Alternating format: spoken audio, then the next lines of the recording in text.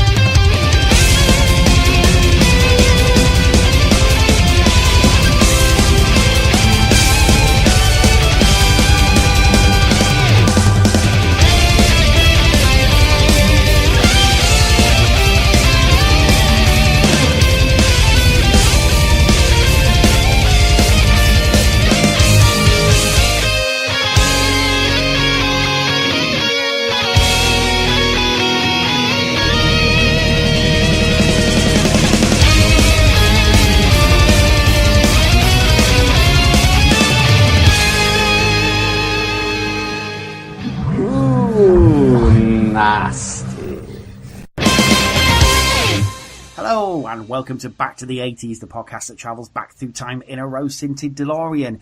Yes, folks, it's that time of the week again where I kidnap somebody in my nostalgia TARDIS and whisk them away back to when Eternia was the planet on everybody's lips and Skeletor was scarier than even the Joker. Or maybe not, I don't know. It was the 80s anyway. I'm taking them back to the 80s. Joining me this week, we've got someone we haven't had on for a very long time. And last time we talked, it wasn't actually about what we're going to be talking about at all, even though, for a while at least, that's what he was primarily known for. It'll all become clear in a second. Because I have, in the Nostalgia TARDIS this week, the Vinto man himself, Mr. Chris Vint. Hello, and thank you as always. Well, as I said, it's like a leap year near enough. It's every 3 years I seem to make an appearance. But as always, Glenn, I'm honoured that you extend the invitation, and I'm looking forward to talking about all things Master Universe. You could have said, Eternia was on everyone's lips, but not Skeletor's, because he didn't have any. No, this is true. Although it used to in Mike Young Productions. Yes, well, yeah. If we talk about that, I'm looking forward to that. Mileage may vary. I have been listening to Fans of Power recently for sort of the past week to sort of get a flavour for this podcast. And it's like, ooh, they really don't like Mike Young Productions. But never mind. I thought he was universally liked. How wrong was I? But there you go. How are you, buddy? Yes, I'm doing well. It's weird to be podcasting again. I think it was 6 or 8 years or something like that since I first started Master Universe Chronicles.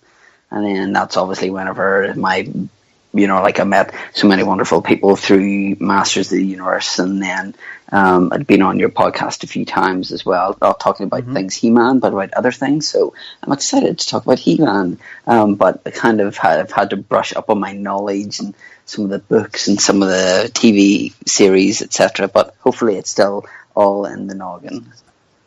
Yeah, because you've spent a bit of time away, haven't you, from sort of all things Masters? Yeah, it's. I think that kind of, as much as I still love that property, and I always will love that property because of what it's given me both in my childhood and my adulthood as well. I think I kind of just took a back seat from it and kind of, just enjoyed it for what it was. And then, I'm doing a podcast, as I'm sure it's even harder whenever you're just focused on one subject rather than all things, to do with 80s. You're focusing on one property, and then you kind of start running out of ideas. You just kind of start running out of people to interview, and eventually you're going to run out of steam. So I kind of wanted to go out on a high whenever I'd been doing it for 2 or 3, I think it was 2 years, 2 or 3 years, and then I kind of just finished with that. But, I still talk to people about He-Man and, still go on the hunt for He-Man comics whenever I'm out and about, so that's always good. Great stuff. And we'll talk about more Masters in just a second. But for right now, what have you been doing this week, buddy? Well, I've been working mainly. I did go into my work and picked up the Marvel vs. Capcom Infinite game. I was going to get the collector's edition until I saw reviews of it, and I was shocked by it. I'm not sure if you're aware, but there was like a picture on the back of these 4 figures. So you had Chung-Li, Mega Man, Iron Man, and Captain Marvel. And then you had Right. the Infinity Stones in this lovely box. And they pictured the Infinity Stones like looking like the wee circle things, and they could be described as Kinder Eggs whenever you open the box. So 110 quid for that?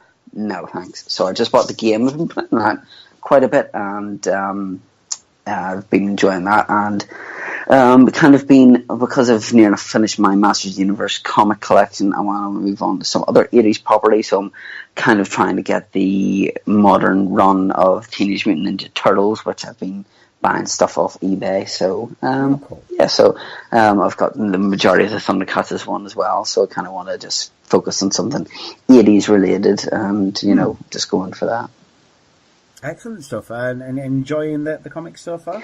Yeah, I mean, I've got like a couple of, I think I won like 20 out of them for £20 back now, so just waiting for them all to arrive and then start from there. So yeah. Excellent. There we go, brilliant stuff. Myself, not been up to much. Same again, I've been working really, and it's sort of, as we always say, it's birthday season for me.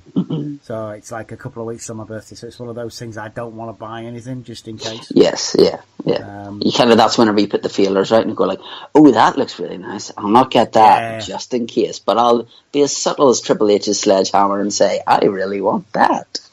Exactly. I was just like, oh, I like that. that's really nice. I'd never buy that for myself. No. That's that kind of thing. Yeah. But yes. I will say that sadly we did lose, mentioning wrestling there, we did lose one of the wrestling fraternity this week. Sadly, very well. Bits on whether it's sadly or not, but it's Bobby the Brain Heenan died after a very long illness. He's been ill for about 15 years with throat cancer. The last 2 or 3 years, he's not actually been able to speak or communicate properly. He's been exceedingly ill. So in a way, yes, it is very sad for the rest of us that he's gone. For him, it's probably come kind of a release. And he was saying for the last couple of years that he really misses Gorilla Monsoon as well, which is kind of heartbreaking. So he's out of pain, which is good for him, if anything else. But it is really, really sad. Probably, I would say, the best wrestling heel manager ever. Yeah, I think even watching his documentary, even Vince said that without a shadow of a doubt, he was the best manager, and it's sad, like I was watching a YouTube video on it and they said that it's sad that the one thing that Heenan was known for was his voice was kind of taken away from him.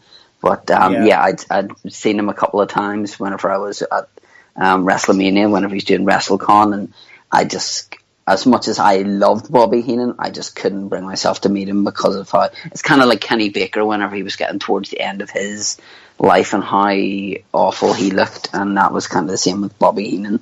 But one of my friends didn't meet him, and then whenever he was kind of talking to him, he was kind of communicating just through some noises and things like that. But it's sad that he's gone, but he'll always be remembered for being one of the biggest, the Heenan family especially, and now he's kind of up there with Gorilla, as you say, and Andre the Giant too. Exactly, and he leaves a massive legacy behind as well, and obviously the template for the heel manager. So you've got people like Jim Cornette, who's heavily influenced by, and certainly people like Paul Heyman. Oh yeah.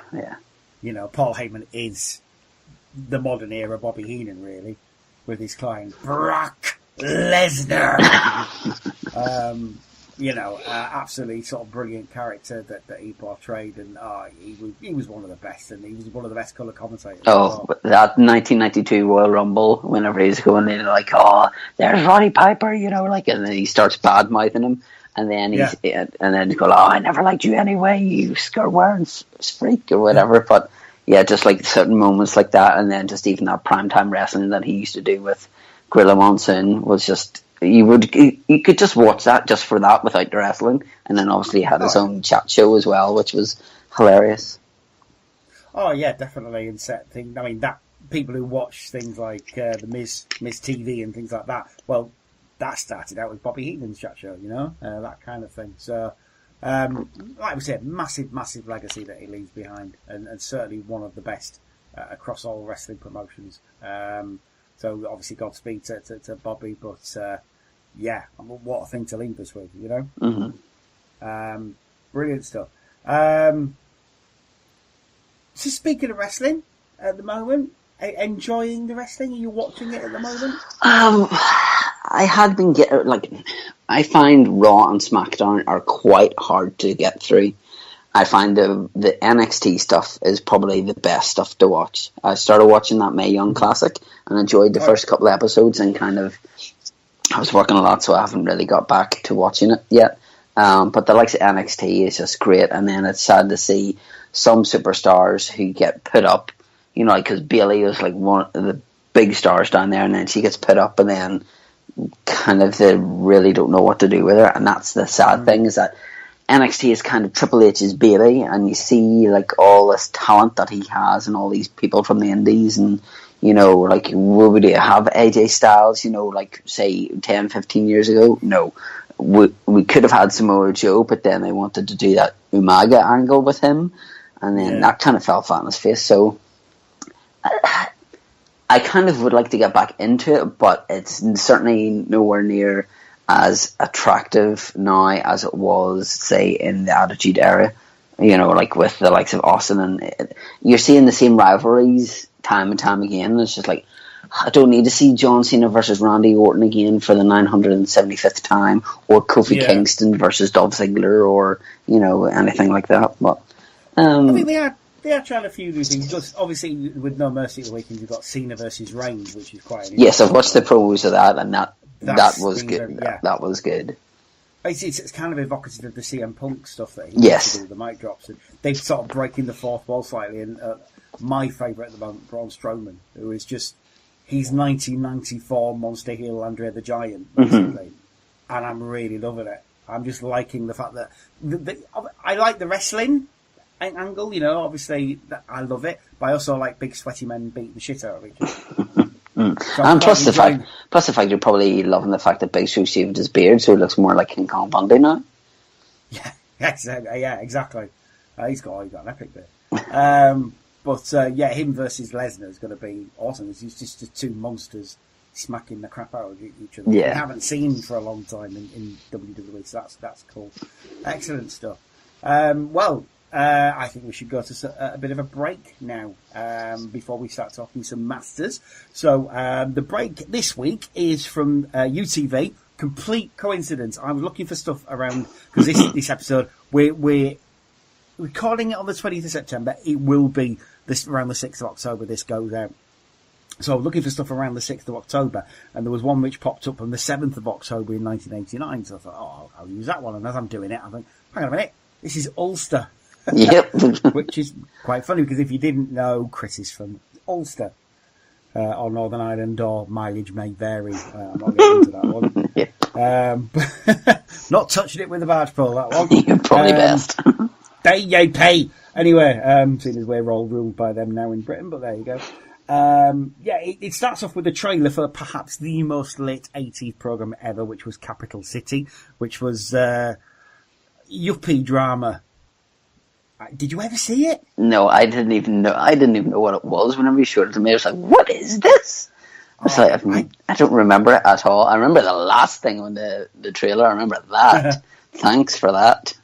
That's all right. I never saw it, so it's fine. Local programs, right? But yeah, Capital City. I remember seeing a couple of them, and they were awful, because it was exactly what you would expect late 80s yuppie drama to be. It wasn't a happy time. All greedy young people sleeping with each other and all. Rubbish. Total rubbish. But anyway, getting into the ads themselves, we've got one for TSB bank loans, because TSB always like people to loan money off them. Why not? And then, which is very interesting, because Chris got back to me on this one and said, I used to work for them. It's Extra Vision Videos. Yeah, so if you are in England or Scotland or whatever, you would have Blockbuster Video. We had Extra Vision over here, kind of the same kind of deal. So I worked for them for a while whenever we had VHSs, and then DVDs came along, and you're like, I remember clearly working whenever the Lord of the Rings came out, and we had 100 copies for rent, and they all went out in the first night. I remember that as clear as a bell. Blimey. Good working for a video store? It wasn't bad. I mean, you could borrow stuff. I remember borrowing South Park the movie on VHS and bringing it home and putting it in, and it was blank. There was nothing recorded on it. So, but yeah, it's fun. If I have time to tell a story, I will do that. Somebody had left. We had like a kind of like a letterbox outside that kind of you put the videos in and then you emptied it and scanned it. And there was one that somebody had left their own video in, and somebody had phoned up and said, I'd left my a personal video of mine, and somebody thought that meant a pirated copy of Phantom Menace. So whenever somebody put the video to tape in to see what was in, there were 6 TVs, and all you could see was this huge ass and some woman moaning, and then it got stopped and then ejected quickly. I'm talking about the video, nothing else. Get your mind out of the gutter. So yeah, there was just things like that that I remember. But yeah, it wasn't bad. You know, like I've seen this stuck around the entertainment business after working for Game now and then working with Extravision, but yeah, I wouldn't say it was the worst company to work for, but I was glad I got out whenever they all went into administration, whenever the likes of Netflix and stuff came around, and sadly no longer with us. No, the days of the video store, gone. Now we spend our evenings looking on Netflix, not watching anything on Netflix, just looking at Netflix. Yeah, it's kind of like whenever you got Sky and you went, oh, look at all these channels, and you just scroll down, you go like, nope, nothing on, nope, nothing. Yep. Now it's the other way around. Now there's a million things to watch. Yep, and you don't want to watch any of it. Yeah, and you go, let's watch that. No, I don't want to. All this stuff, and all they really want is Game of Thrones. But never mind. Moving on from there, the Sunday Express then has a Millionaires Club, which is bingo, effectively, because all 80s papers loved a bit of bingo. Oh yeah. Then one for Golden Churn, which was horrific. It was butter, but it was 2 scoops of butter in oil, basically. Lovely. And then Bounce Tumble Dryer. That is such an awful advert. You can get such an awful advert. So stereotypical as well. So it is. Yeah, I was watching it and thinking, yeah, it's 2 big black basketball players. It's kind of racist. Thank God you said basketball. I thought you were going to say something else. That was BAS there. No, basketball players. They happen to be black, but they're stereotypically black. Yep. They're like basically Skids and Mudflap in Revenge of the Fallen, and it's a bit, my man, and all this. Oh no, don't do that, because one of them is actually he's been in stuff. I can't remember what he's been in now, but he's been in stuff. I think he was in Coming to America.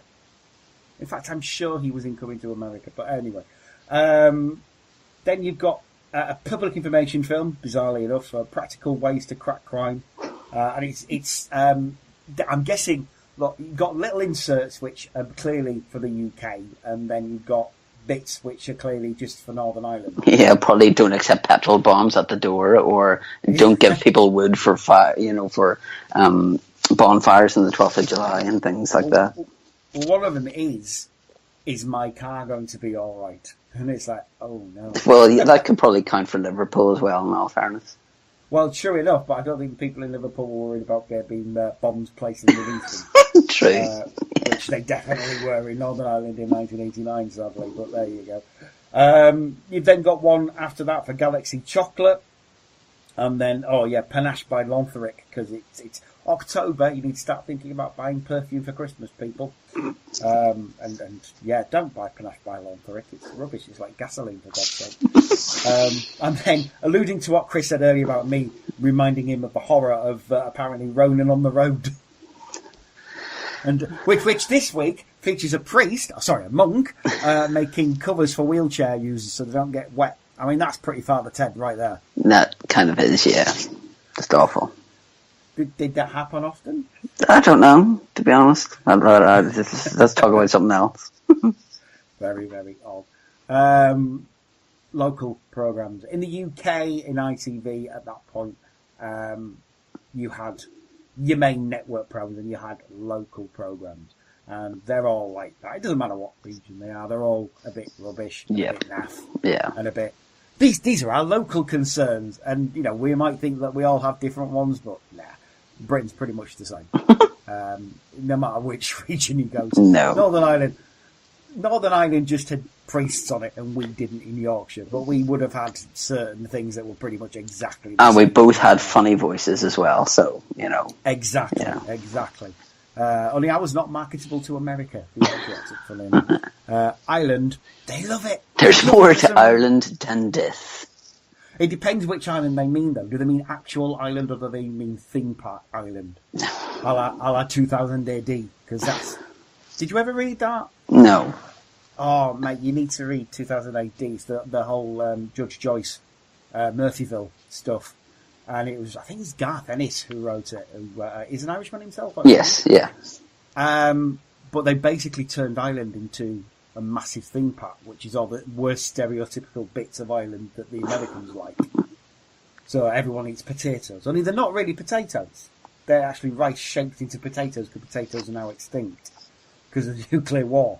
And all the cops there they don't really police Ireland. They're all Guinness drinking. Not drunkards, but they sort of go with the flow more than megacity judges do. It's this whole thing of just like, yeah, that's what Americans would do to Ireland had they the power. They just turn it into St. Patrick's Day every day. Very, very, very odd. I feel sorry for the Irish sometimes, because you lot must get...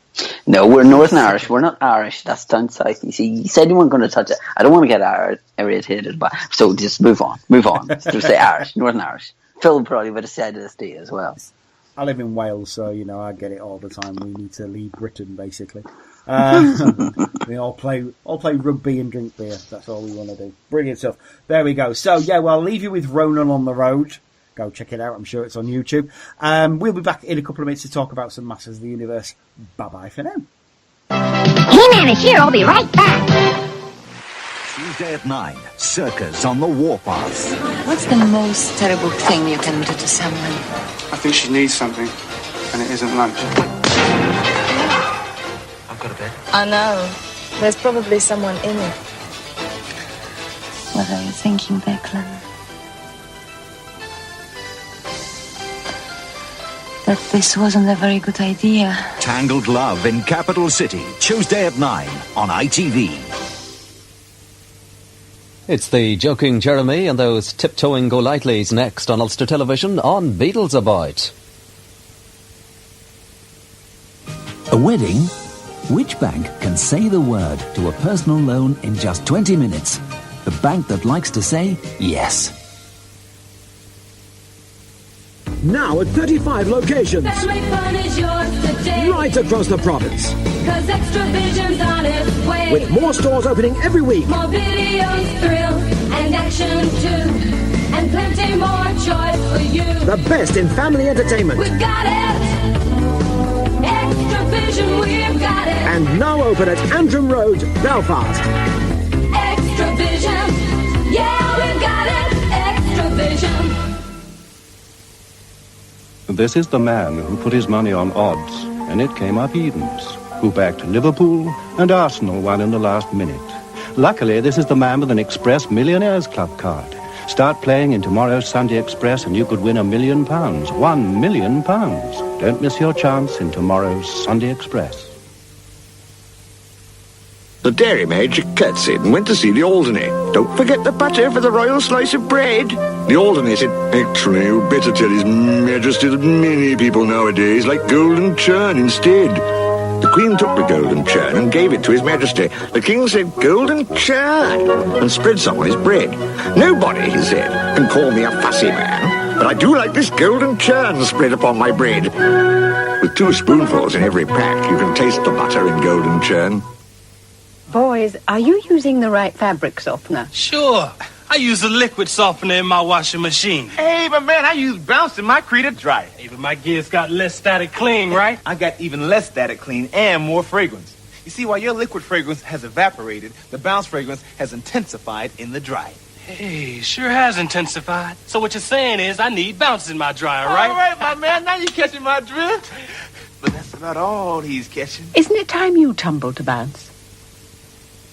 How can I know it's safe to let this man in? Wait, Nora? How can I make sure my car will be okay?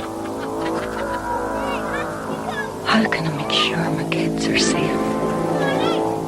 How can I know the house will be alright till I get back?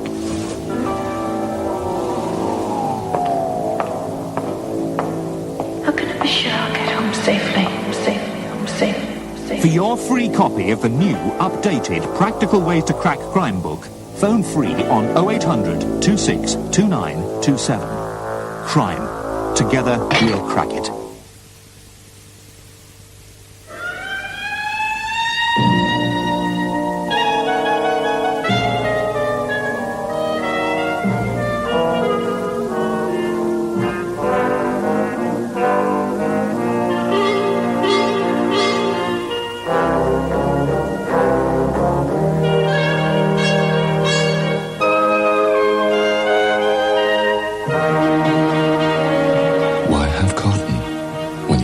Silk.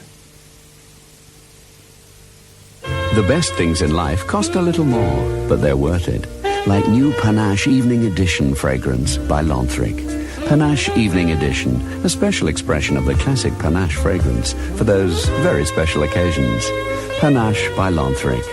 Classic or new Evening Edition, the choice is yours. Running on the Road returns to 6 tonight this Monday, and in our first report of the new season we visit Ballygally in County Antrim, where Paddy the Eagle is in full flight in the run-up to his next cross-country ski marathon. Snow or the lack of it could well be a problem for Paddy, just like rain can be a problem for the disabled in wheelchairs, but not for long. On Friday we meet Brother Paul, a passionist monk who's designed a wheelchair cover which could take care of those rainy day blues. That's Running on the Road next week on 6 tonight.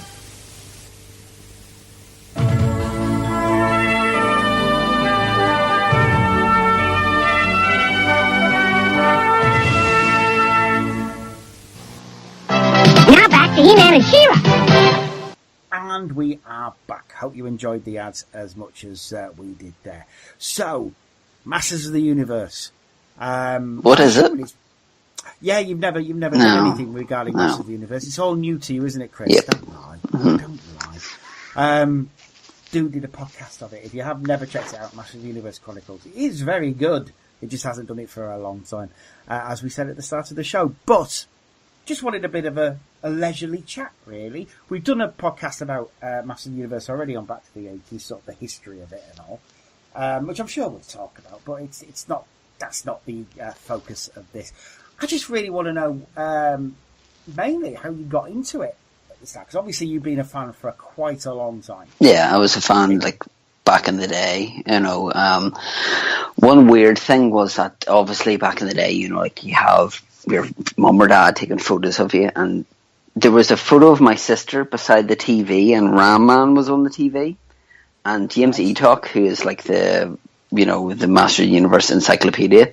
I was talking to him about stuff, and he said, "Send me that photo. You know, I'll just take a picture of it." And he was able to tell me what date that was, not just the year. He was able to tell me the date of whenever that episode aired in the UK. And I was like, that is so freaky. What a fucking nerd. I know. I couldn't remember if I could swear or not, so I wanted to see if I could, so no, I can't. But yeah, I remember, you know, vividly watching it for the first time, and, you know, like, just the intro captured me alone.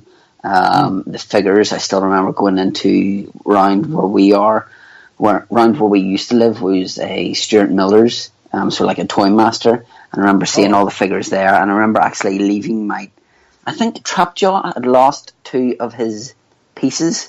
You know, like, I think he'd lost his claw and his blaster, and then we were going to go around the next day, but then the next day, surprisingly enough, the place caught fire. So I don't know if it was Trapjaw's instruments or not, but yeah, I just, like, you know, the figures were just huge for me, and like everyone, I had all the figures, and then Mum decides to give them to the homeless, who are probably filthy rich now, you know, after they have all the figures of them and Thundercats and Star Wars and what have you. But yeah, I just remember I love the fact as well that whenever you bought the figures, you got a comic with it too. Yeah. You know, and I'm only really starting to get into comics now the last couple of years, whereas I kind of wish back in the day I would have got them then. You know, like, I still have some of my the small comics, but just like some of the figures, like I remember Stinkor and smelling him, and Mossman, how furry he was, and then obviously the likes of Snake Mountain. Now I have a photo I must send to you later of me with the microphone of Snake Mountain up to my mouth. So yeah. Glad you said mouth. What's that? Glad you said mouth. Yes, yeah. Yeah, so it's a property that I loved then, and you know, like I still have like you say, I still have affection for now. But I just, you know, it was just obviously the figures came out kind of before the TV show, but the TV show was what really captured me into it. Was it basically the same for yourself? Yeah, I mean, I can remember watching the first one. That's how far back my mind got. I actually remember watching Diamond Ray Disappearance when it came on telly. Wow. All the way back in 1983, because it was intrinsically linked to us moving house. Because we'd moved house sort of about a month before, in August 1983. So it was a house I was just getting used to, and just sort of starting to make memories in. And that coming on the telly, what's this? It's that sort of, you know, what is this? Instantly hooked. Absolutely. Because I was always into, even as a little kid, I was into sword and sorcery. And, like Nightmare. Well, yeah, I mean, even before that, we're talking things like Crow and Beastmaster and stuff like that. I think it's because my uncle was into, my uncle liked prog rock and things like Kate Bush and Genesis and all that kind of thing. Led Zeppelin. So he had posters on his wall of sword and sorcery stuff. Nothing particular, you know, no great property or anything like that. Just like sort of Boris Vallejo art on his wall, that kind of thing. So it's always captured my imagination with castles and swords and knights. And so when I saw this thing come on telly, it was like, what's this? Must see this. And then Skeletor was the one who got me hooked, because there was no villain like him. Yeah. There still has never been a villain like Skeletor, who's sort of mysterious. And the best thing about Masters of the Universe is that up until Mike Young, they never fleshed them out. No. Not really. You never really found out who Skeletor was. You had books and tapes which said he was from a planet called Infinita, but they never really expounded on much more than that. So there was this whole air of mystery around Masters of the Universe as well. And I loved it all. I loved the Filmation series, which is classic. I mean, there's no two ways. You will get people saying, "Oh, it's cheesy." Yeah, He-Man's gay because he's got blonde hair, blah blah blah. And you're like, well, you know, it did have this air of cheese around it, and that was completely on purpose. yeah, but what 80s property that you watch now doesn't have that? You know, Exactly. They're all camp. They're all yeah, cheesy, because that's kind of how it was back then. You know, absolutely. It wasn't a But, kid. You know, like you look at some of the TV programs now, and you're just like, you watch them, and you're like, people, you know, like I remember whenever Teletubbies first came on, and the amount of friggin', you know, people at university used to watch that first thing in the morning before, and you're like, I watch that. yeah, it's just like, okay, but you know, that was good for our time, and it's something that, you know, you could show your kids, or, you know, like if you have a niece and nephew, you know, like I've showed it to them as well, and then, you know, you've got people who have enjoyed that. It's kind of like the wrestling as well in some respects, that, you know, you have different generations that can watch it, or like you talking about Doctor Who, you know, like you could show kids the older Doctor Who or the newer Doctor Who as well. So it's like you say, you know, it's a classic, but for me it's classic, but it's kind of timeless as well. Yeah, absolutely. Well, I mean, interesting you should say about people showing it to the kids. Mate of mine at work actually gave, I've got the big Castle Grayskull set of the DVDs. So I've got these DVDs that were brought out by Contender 15 years ago. Yeah. 15 years ago. The ones with the commentary by James Eatock and Dave Newman. Yeah. They feel old now. But yeah, I gave them away to a mate at work who said he noticed I had the Funko Pops of He-Man and Skeletor on my desk. He said, "Oh, I remember that. I remember He-Man and all that. That was great." So obviously, firstly, directed him to the official He-Man YouTube channel. And, said, "You might as well have these DVDs because I'm never going to watch it now. I've got the big set, so you might as well have them. Spread the love, you know." Mm-hmm. And he said, "Well, I watched one last night, and my little boy was watching it with me." And then he started saying, "I have the power."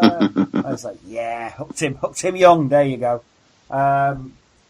So, you know, anybody who says, oh, kids today weren't really interested, well, that's rubbish, because kids just like stuff.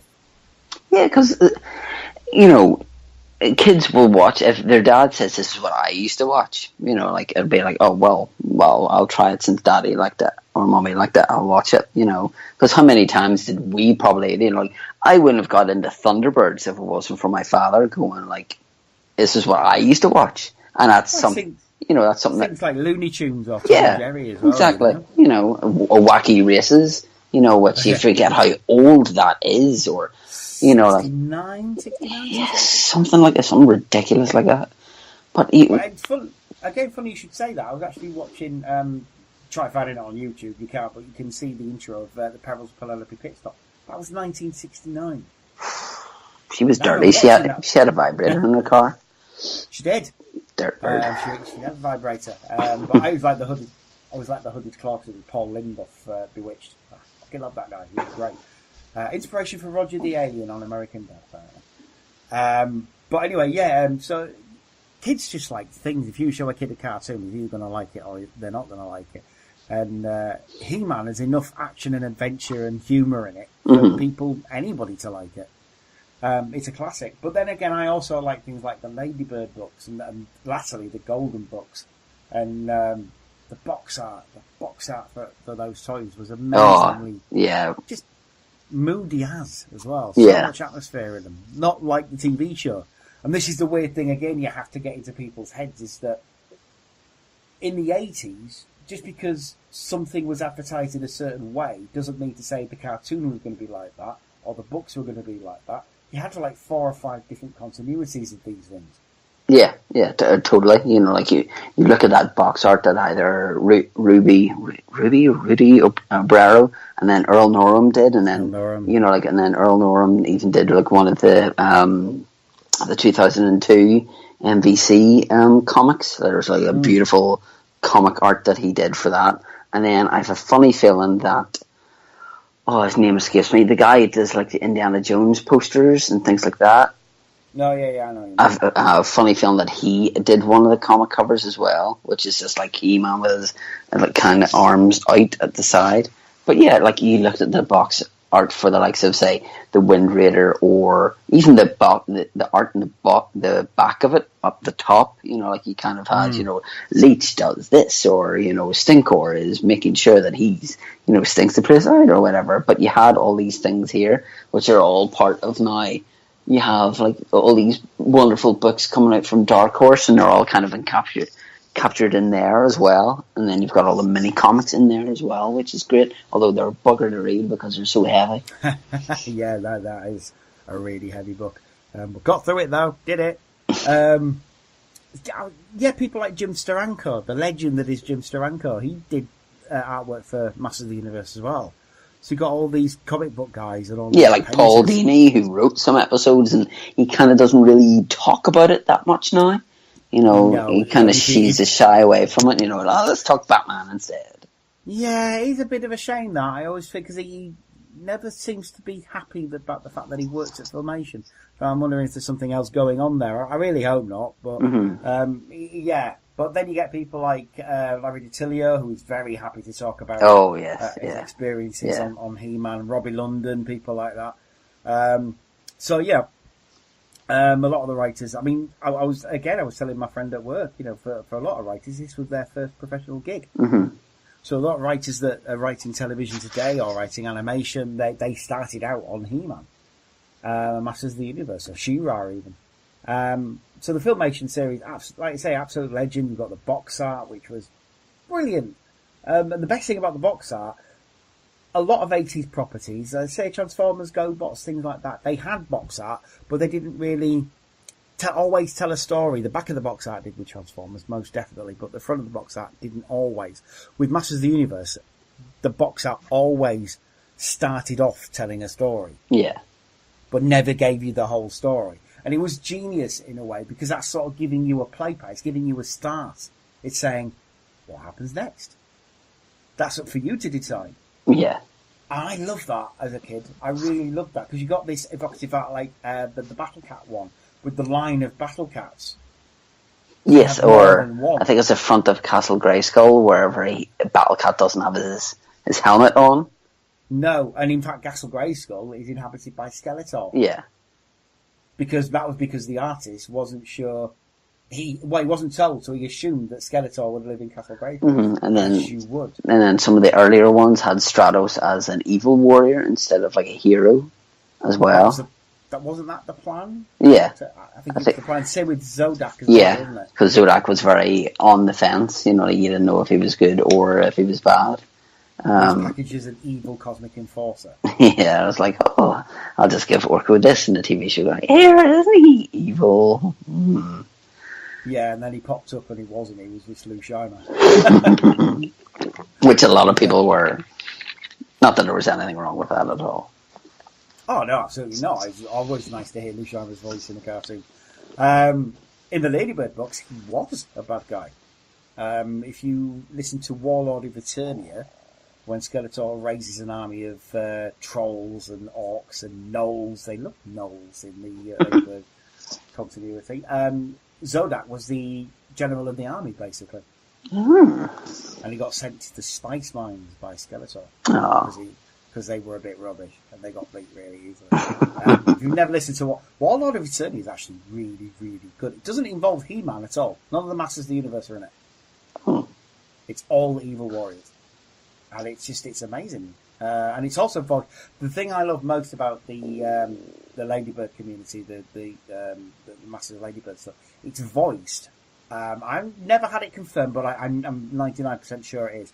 Ed Bishop, the guy who played Captain Blue, Captain Scarlet. Oh, right, okay. There's also Straker in UFO. It's him. I'll have to listen to him, because I noticed you uploaded one not too long ago as well. I've uploaded quite a few over the years. I very much... Don't get me wrong, I love the Transformers Ladybird stuff. It's brilliant. I always kind of liked He-Man a little bit more, because it had a bit of edge to it the Filmation series didn't have. And it was, for all the detractors of Filmation, if you really don't like that side of He-Man, go listen to the Ladybird stuff. Because it's quite edgy for the time. It doesn't hold back, and it's very sort of sword and sorcery more than... The only thing I don't like about it, they refer to Adam as the weakling, Prince Adam. He's a weakling. Oh, right. I'm never a fan of him being portrayed as a weakling, because he isn't. He's just not He-Man. Yeah. He's sort of playful and bumbling, and he's Clark Kent. Yes, yeah, totally. And then they do on the Spot record, Masters of the Universe, which is another great. I have uploaded that a couple of times, I think, a web user.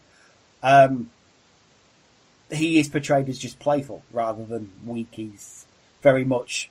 The weird thing about that is that the Palace Guards seem to know that he's He-Man, because he transforms right in front of them, and they're not surprised. They're like, I kind of knew that. Tell me something new. It's a bit weird. But it's really, it's go quite deep into philosophy, does that one, because He-Man and Skeletor have sort of a 2-minute philosophical conversation about the nature of good and evil, and that evil is the nighttime which devours the day. But He-Man says, well, yeah, you say that, but the daytime devours the night all the time. It comes back and chases the cowardly night. This goes on for like a couple of minutes. It's really cool. And it's also, apart from Oppenheimer, the best Skeletor. Because he is fucking scary. He's terrifying. He's almost Brian Dobson. That's how good he is. So yeah, absolutely. If you never listen to all that stuff, you need to listen to it, is what I'm saying. Trust me, it's not all good. So some of the Golden Book stuff isn't as good. But they were doing it really quickly. They were churning these things out sort of on almost a monthly basis. There's the Golden Book stuff and the Golden Video, which are great. They are on YouTube. They are fun to watch. But yeah, I mean, what is it about Masters specifically for you that sort of hooked you in? Obviously, with me, Sword and Sorcery fan, I like that kind of thing. What was it that sort of went, I'm liking this? That's really hard, because as much as I loved the cartoon, it was the fact that each figure you got was different. Because you had your Star Wars ones, which were great, but they were all kind of, the same size and kind of didn't do anything. Whereas you know, you would have Battle Armor He-Man, you would have Orko, who you would pull the cord and he'd spin on the, you know, floor. If you put him on a carpet, he wouldn't do anything.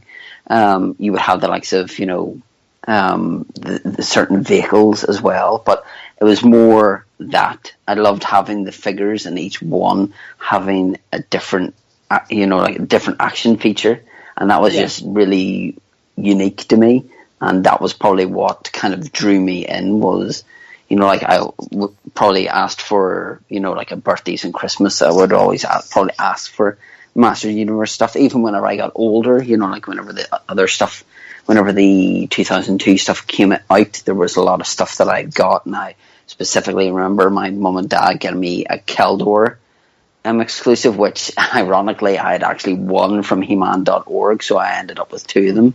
So I traded one for like a faker Toy Fair one.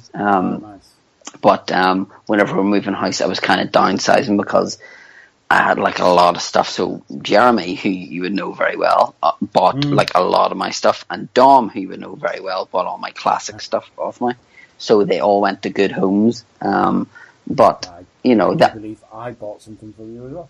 Yeah. But there was that was kind of to downsize, but also to fund my trip to WrestleMania, which in hindsight was great. And I would, again, if I was presented the opportunity, I would do it again. You know, because like my room's small enough as it is, and then trying to lay out all these figures, because you know there's not just like one or two. Whenever you go for one, you then start going for all of them. That's why kind of comic books are kind of easier for me, because they're easier to store. But as much I just loved the action figures, and then the likes of whenever I was able to recapture these again, you know, after selling them, and then finding out how hard some of them were to get, you know, and then some of them that you kind of, some of them like Stinkor, I remember clearly, Mossman remember clearly, the likes of Rio Blast, you know, was just Tom Selleck, you know, like in He-Man outfit, you know, for me, but there were some of them that I don't remember towards the end of the line, but nevertheless, you know, whenever you get the, you know, whenever you become a collector, you know, you want to have them all, you know. Yeah, absolutely. Well, it's again, I agree with you on how hard these things are to find now, because you go on eBay and there's some stupid prices. I mean, I was looking, just spitballing really, just having a look to see what if you want a Skeletor at the moment, and this is ridiculous because they're coming out again soon. But if you want a Skeletor, you can pay upwards of about 50 to like 300 quid. I saw a Skeletor pop vinyl boxed for £400. Yeah. I sold my He-Man, Skeletor, She-Ra, Hordak, and Spikor to some guy in Spain for 250 quid, which I was baffled by how much that they went for. And then obviously, I'm sure you know that there's a Flocked Beastman one coming out soon. There is. Think about the Funko Pops, they are Beanie Baby-ish. Yeah. As much as I love them, they are worth nothing. Yes. Yeah. You know, just like Beanie Babies. People are buying them, they're trying to speculate to accumulate. I don't think they're worth it. I love them. Yeah. Just like the box of it, the bottom's going to fall out of it soon enough. Absolutely. And like I say, you know, with the actual figures, the classics figures, Super 7 are bringing them out. Yeah. The only thing that bothers me with them is their shipping. Their shipping is astronomical, and that was the one thing that put me off with Matty Collector. Was I would buy, like, one of my favourite figures from the Classics line was Count Marzo. I loved how he was done, so I wanted to get two of them, and then you get them obviously shipped to the UK. Then you get hit by customs charge, so then you have to pay for £15 for that, and you're like, ugh, you know. But there's like those Ultimate figures or whatever they're called look really good, but even whenever they had the portfolios, you know, like done, like the art ones, even then they were talking $50-$60 to post. So you're talking $120 altogether for 8 bits of card, and it's like, no. What you need to do in that circumstance is find someone you know who's collecting them, and get them to send you them. Oh, I know someone in America who's probably listening to this. Hello, Mike, if you're listening. But it's more the point that then, like, whereas you order something from, Qwerty or Ripped Apparel and it's like $8. Although there was a T-shirt, speaking of which, that Mike tagged me in today, that was like to do with all the He-Man weapons, like Skeletor's Havoc staff, the shield, and then there was a couple other things, and it was like $20. Shipping, $60 for a T-shirt, and I was like, what? A T-shirt? Yeah. I was like, what's the T-shirt made out of? Black hole material? I think it's gold, maybe. Fucking hell. Yeah, so I was just like, I just wrote to Mike, and I was like, nope, not at that, and he was like, oh wow. No, that's just ridiculous. Because there was on Facebook the other day, some kind soul has done they've done T-shirts of the faces of the Filmation characters. Oh, okay. So you've got like a Triclops or a Faker or an Anti-Eternal He-Man and that lot, and I'm getting paid soon, and it's birthday money time, so it could be that I do go on there and get a few of those, because one of the things I don't feel bad about is people doing things like that Filmation, because nobody owns Filmation really anymore. Mm-hmm. It's not like the company exists to harm it, because Westinghouse did a very good job of doing that anyway. So yeah, I will be having a look at those. You will have to send me the link to that then. I will do that. Faker, if they do a Faker, I definitely want that, because I'm mindfully obsessed with Faker and have been since 1983. So don't know why. Don't know why. Couldn't tell you why. Mate of mine, man, and next door neighbour used to play with He-Man. He had Faker, and I loved that figure so much. And when I got my own, I was the happiest boy in the world. I played with that more than I actually played with He-Man, which is weird, isn't it? It was just the fact he was blue, Because to be honest with you, as much as I love Battle Armor He-Man, I love the fact that Prince Adam's coat was like a cloth. And whenever I was getting back into it, for some reason, he was one of the first characters I went after was Prince Adam. So I had to make sure that he had like the belt, like that, the way people are just, they put, instead of putting his pink sword with him, they'll put like, a random blue sword, or Zodak will have a black bit of armor instead of a red bit of armor. And you're like, I've got this from the weapons pack. They know nothing. And you're like, it doesn't have the belt. No, I don't want that. That doesn't have the belt. That does have the belt, but then it's the wrong sword. And you're like, ugh. Yes, no, I'm a bit of a stickler for things like that. Yeah, that's okay. As long as I'm not the only one then. No, they have to have the right weapon, otherwise what's the point? Yes. You're not doing it right, it's all wrong, and what's the point? No, I completely agree with you. Yes, there's figures like sort of Faker, I was mildly obsessed with. Triclops, I always liked. He was one of my first. Actually, I remember going to, there was a toy shop in York called Precious of Petergate, and they sold loads of He-Man figures. Them and the Toy Master nearby that. And I do remember very, very vividly getting Triclops from there with my Christmas money that year. That was the year I got Castle Grayskull. That was a good Christmas. Oh yeah, yeah. Because I remember having that Snake Mountain and just playing with that mouthpiece, and then just remember that distorting my voice and went, this is cool. And then, and then going on to, like, so the Horde, and then with Leech, just, like if you're in the car, he's stuck to the car window all the time, I'll just put him there. You can just stick there. Absolutely. See, I never had Snake Mountain as a kid. I have it now. Because I went to Twins of Power a few years back, and I bought it, and it was like, it's a bit battered, and the microphone doesn't work.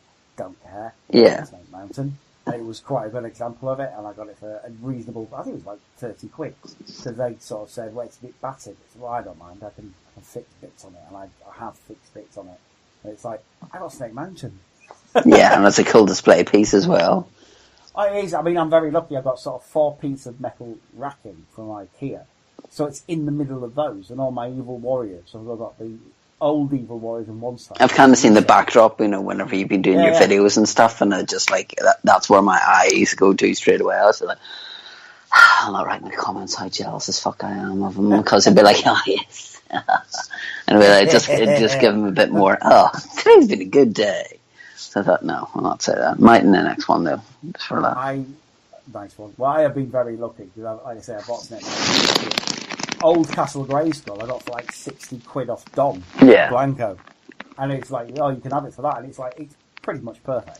Yeah, that was the thing with Dom. Dom was the person who I could not find for love nor money a decent horde trooper, and he just like, here you go. And you know, like Dom was just one of these people who, whenever I was getting back into it, asked him, you know, like, do you know anyone I could deal with, or do you still deal with it? Because like he was kind of, you know, like drug dealers are obviously have their clients. He's like ours, but our crack is, you know, action figures and play sets and things. And he'd be like, don't you worry, I'll get you sorted. You know, like, and he was always really good. And, you know, like, I never had an issue dealing with Dom whatsoever. And one of the nicest guys you'll ever meet as well. Absolutely. I mean, yeah, you're quite right. He's a dirty enabler. Is what he is.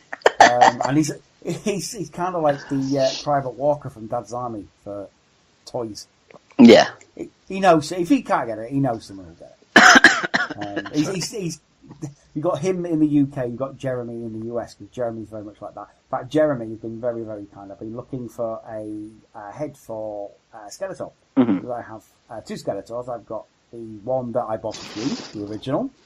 Well, it isn't original because it's one that's based on Robot Chicken. Oh, right, it's the Molar one.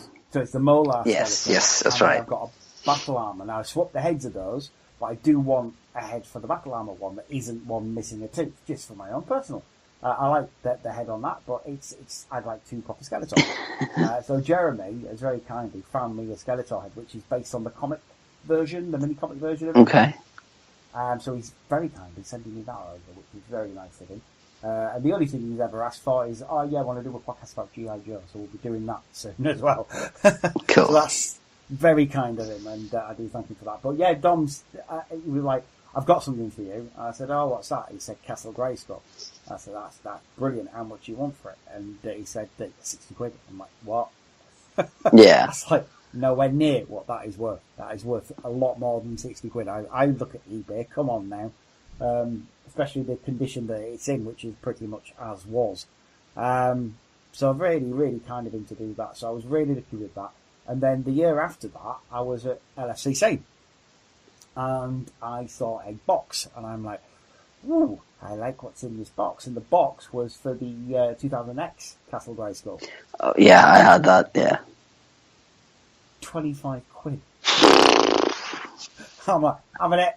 That's like for nothing. You might as well just go here, take it. And you might as well just take the money out of my wallet as well while you're at it. Well, that's what I thought. I'm like, that can't be right. So I asked the guy, and he said, no, 25 quid. Fine, I'm not saying anything else. Just keep quiet. Yeah. Here you go. Here's 25 Hurry, quid. quickly, we're on the move. I mean, not only box, but mint and sealed box. Oh, that's even nicer. Yeah. It's like the biggest steal. So I thought, well, I'm never going to be able to afford, realistically, unless I win the lottery, the classics Castle Grayskull, as much as I would want it. So that effectively is my classics. Yeah. Castle Grayskull, because it fits, kind of. It looks okay. Put your classics figures next to it. It looks nice, and it's fun. Mm-hmm. That thing is thin, but it's fun. Yeah. Like 2000X Castle Grayskull. So it's like I've been quite lucky, and all the figures I've bought, most of the classics have been from people such as yourself or Jai, who when he had sort of doubles, I wanted to get rid of them. Cal McGurty, I think, helped me out with a few as well, like Panther and Battlecat. Two of the best things in my collection are the classics, Battlecat and Panther, because of things I never would have thought I'd ever have. Yeah, they're great. So they are, like, just the way his mouth moves and everything was just brilliant. And plus the fact that Panther was flocked, wasn't he? The one I've got isn't. I think there is one that is. Yeah. The one I've got isn't, but that's fine because I've got original Panther. He's a bit beat up because I bought him second hand, but I just like having Panther in my collection. I liked Panther as a kid. See, there you go again, because of the blueness of him. That's probably what it is. He's like purpley blue. I like him. Yeah, I think it's blue, purple. I kind of do like those colours. So, but again, I've got the original He-Man and Battlecat and the original Skeletor and Panther. It's just it's a pleasure to have them again. Yeah. Because at similar story to yourself, my mother and father gave them away to some little shit across the street. Probably put them all in a sand pit. So it's like, oh, thanks for that. Probably turned out like Sid from Toy Story and started blowing them all up. Yeah, alright, yeah, exactly that kid. Sid, his name, isn't it? Awful child. The weirdest figures in my collection are from my mate Harry Partridge, superstar animator, who said, "Oh, I've got some stuff for you. Can I send it?" I'm like, "Yeah." And he just sent me loads of He-Man figures. I did a video about it a little while back. Well, yes, I remember watching that. Yeah. That's very kind. The best thing is about that, and the weird thing that blows my mind completely, is that, oh yeah, my dad bought them. And it's like, if you don't know how his dad is, and I'm sure he doesn't mind me saying because he's said enough times on his own Facebook feed, his dad's Andy Partridge from the band XTC. Oh, okay. So it's like, I have He-Man figures in my collection that were bought by Andy Partridge from XTC, which is a bit weird. Yeah. Noted voice artist, punk band member, and yeah, very, very odd. My friend in Australia was a big XTC fan. She said, "You're shitting me." I said, "No, I'm not shitting you. It's the weirdest, oddest claim to fame in the world, but I'll take it because it's cool."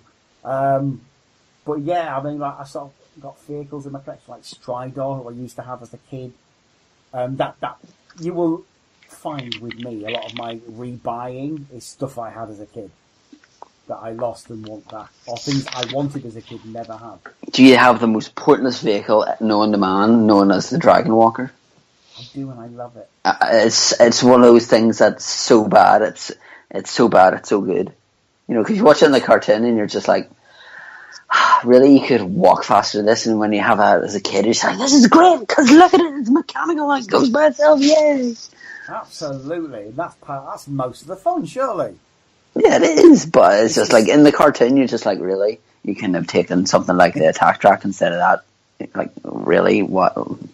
Why? And then whenever you have it as a kid, you're like, yay, I have this. Like, and then you watch it again in the cartoon, but I actually quite like that. Oh, yeah, absolutely. Well, the attack track's a weird one anyway, because it was nothing like it was in the cartoon. Oh, no, it was definitely nothing like it at all. It was better. Better. I prefer it. It's one of those few instances where I think that the toy and the other media did it better than Filmation. As much as I like Attack Track, it is just really kit off Knight Rider. There's nothing wrong with that, though. Nothing wrong with it, but I prefer it just as a normal vehicle. Yes. But there you go. So, I mean, what was your favourite character? Who was the character that sort of you always liked best? Oh, God. Manny Faces. I don't know why, but whenever Dom bought all my classic figures, he says, "I want you to keep Manny Faces." And I was like, why? And he said, because I know he's your favourite character. So him, and then Cyclone as well. I loved him as a... So whenever we get to talk about the Mike Young stuff, I'll divulge a bit further into that. But as much as, you know, like you had Orko and Man-at-Arms and stuff, Prince Adam was, like I say, my favourite figure. So then obviously watching the TV show, and then obviously I loved Dragon Blaster Skeletor. I absolutely adored that. I love the fact that, you know, with that and Cobra Khan, obviously Cobra Khan sprays the mist, whereas he kind of sprays like a wee jet of water. And those were probably my favourite figures were those ones. And again, Stinkor, because I still remember being around at a friend's house and smelling the back of his head going, oh, that's weird. You know, like, and that was the first time you had like scent. Like, I still have in my cupboard, I have Mossman Pine deodorant that was from like one of the a convention thing. So yeah, I've never used it because I don't want to smell pine fresh. You know, it'll smell like an air freshener. Smell like a toilet. Yeah, but it's just like things like that. But those would be probably my top four, and obviously we know Faker was one of yours as well as Panther. Absolutely. Faker, Panther, Screech, who I never had and one day will have. That's not from Saved by the Bell, right? No, not Dustin Diamond, famous porn star and whatever else he's doing mad shit he's doing in prison at the moment. Yeah. No, Screech, who in the toy line was just a falcon. Yeah. And who in the Spot Record Master Universe was Evil Lynn. Oh. Evil Lynn turned into Screech. Oh, that's weird. Yeah. So I always like Screech. It's that sort of black repaint Transformer thing again. Yeah, it's just Zoar, and then let's do that. Is Screech the one is that your most sought after figure from the vintage one? I wouldn't say so, but I would like it. Yeah, if somebody said to me, "Here's some money, go for it," yeah, I probably would, and I'd probably get Zoar as well because I really like Zoar. I never had Zoar. My mate did, my neighbour, but I never had it, and I always would have liked Zoar because pretty cool. So yeah, I like Screech. Who else? Trapjaw was always a favourite. Hordak, I love Hordak. Very happy to have the Plundor figure. Funny, I was watching that episode earlier on. It's great. I love it so much. He's so rubbish and so inferior. Yeah. Again, it's so bad, it's good. I love a crap villain. But yeah, I always remember, like you said, the Orko figure as well. I always remember the magic trick you got with that. Yeah. And again, that's a nightmare to get on like eBay because you'll get Orko with the pull string, but you'll not get the magic trick with him. No. It's a shame they won't do what Hasbro sometimes do with Transformers and reissue the G1 version of these. Probably because they don't have them. Well, that was the thing, is that they did the commemorative issues back in 2001 before the Mike Young thing, but then Mattel didn't have the molds for them, so they had to buy the original. They had to buy like the bubbles then to then do them, but they only did. I remember there was 2 JCPenney 5-packs. There was a 10-pack, which was just basically those 2 5 together, and then you had maybe 1 or 2 extra. Because I remember I had them all, and I loved how they display. But like there was ones like say Orko or Manny Faces and Cyclone which weren't done. It was like the original, basically like 10 or 12 that were done. And I never owned an original Optimus Prime until last year, whenever Mike sent it to me, and that was always one that was always the one that was on my Christmas list that I never got. And it was never that they didn't try to get it, because they tried their best, but they couldn't find it. And then Mike had sent it to me for Christmas, so that's sitting beside a Classics Masters of the Universe Battle Armor He-Man, the commemorative one. Sorry, that I was sent by a fellow YouTuber channel of Comic Trips, sent me that, and a He-Man TV tray as well. Oh, cool! I love that sort of stuff. Yeah. The random merch, like the colouring books. That is one thing I want to get, is the colouring books, and I want to colour them. one thing I hope they do, because they have done it for Transformers, they've done it for Turtles, and they do it for Star Wars as well, is they do the sort of adult colouring books. Yeah. Please do those for Masters. Yeah, you've done like Harry Potter and everything else under the sun. You probably need something else to do. Yeah. Doctor Who ones that I've got the DC ones and everything. I would love Masters ones, because that would be cool to colour again. Just doing a Castle Grayskull scene or something like that with that'd be epic. So get on that. And you never know, they might do, because there is renewed interest in Masters, as there is every sort of 10 years or so, with the Great Money Supermarket adverts, which I love. Have you seen those? Yes. They're good, aren't they? No. You don't like them? They irk me. Especially that Dirty Dancing one. Although, do you follow, I think it's either Angry Skeletor or something Skeletor on Twitter? Yeah, Grumpy Skeletor. That's Grumpy Skeletor, that's what it is. That's just hilarious. That cracks me up. So it does. I was just walking around today, and then He-Man threw me in this, this pit. I just decided what a fucker he is. Yeah, exactly. What a bellend. Yeah. Yeah. Yeah, exactly. No, Grumpy Skeletor is very funny. He did one the other week. There was some kickboxer who had gone around saying, depression isn't real, just be a winner.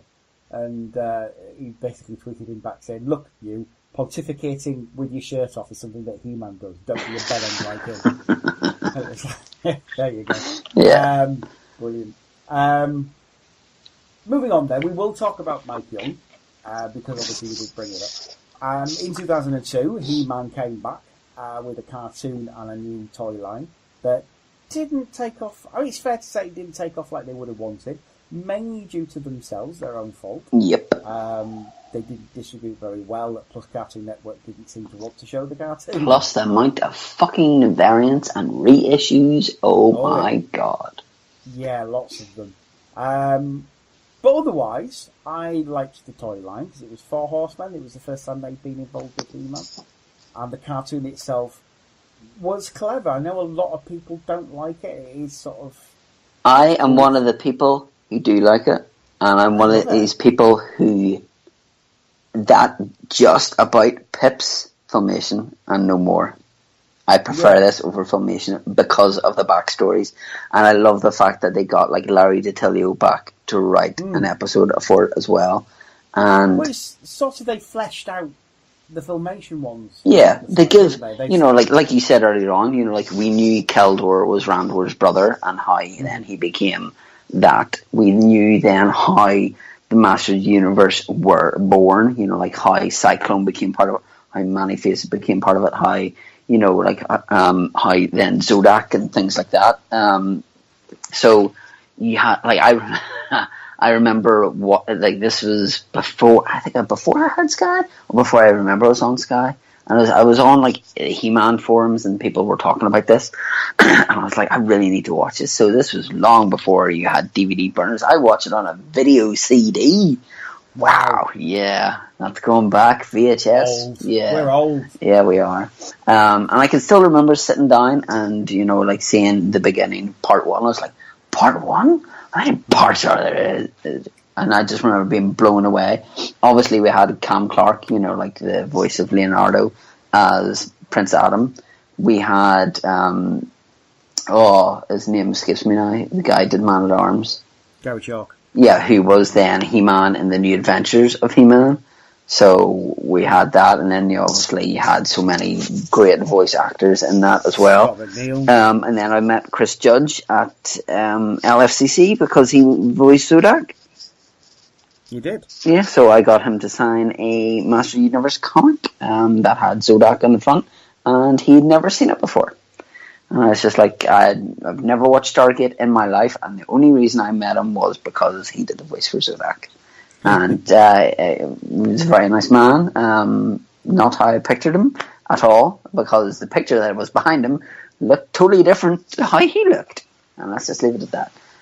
But yeah, it's one of those ones that I just love watching. Now, I will not watch Buzzov's Pride or Orko's Garden because they seem to be the ones that were repeated the most in Toonami. I loved how the likes of, you know, Tuvar and Badra became Too Bad. I thought that was just, you know, like there was just certain things like that, you know, like Dean Stefan, you know, like the head writer and stuff that I talked to a couple of times on Master Universe Chronicles. He was just so forthcoming, and he was one of the interviews that I was worried about that I wouldn't find interesting. I was literally on the edge of my seat whenever he was talking about things and how they were going to, what they had planned for season 3. And I don't know if you know, but there is, I think in America only, there was episode 40 released as a comic only. Oh, right, okay. Yeah, so I'll send you a picture of it later on, see if I can find it for you, maybe a birthday treat. Thank you. But yeah, so that kind of goes from like obviously the last episode, but the music in it was great. I loved the cliffhanger wherever all the masters were kind of all taken out, and then they were going to go and take over Castle Grayskull, and then just that last stand episode and the music from that was just brilliant. To me, it's just one of those ones that, like, Thundercats had been rebooted.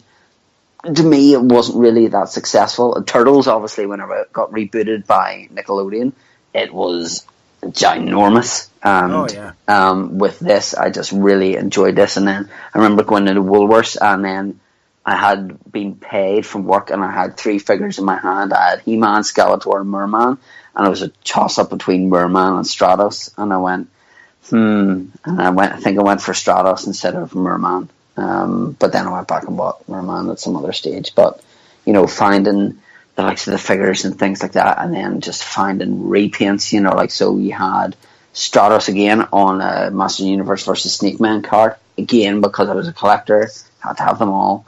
I actually got Beastman, Snake Man card that said Merman on it.